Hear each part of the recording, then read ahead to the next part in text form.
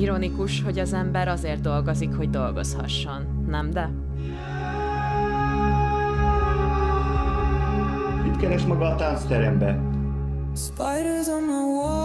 Én táncot szeretnék oktatni. Abból is meg lehet élni. Művelődési központ vezetőasszisztenst keres. Már megint?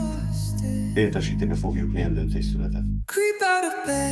Tudom, hogy nem pont az, amit elképzeltél. Épp próbálnak. Jó, mi? Igen, azok.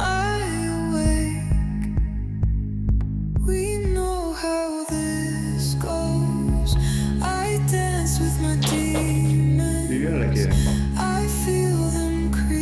Nem tudom, hogy érzi a dolog súlyát. Szerencsés vagy, hogyha ezután megmarad az állásod.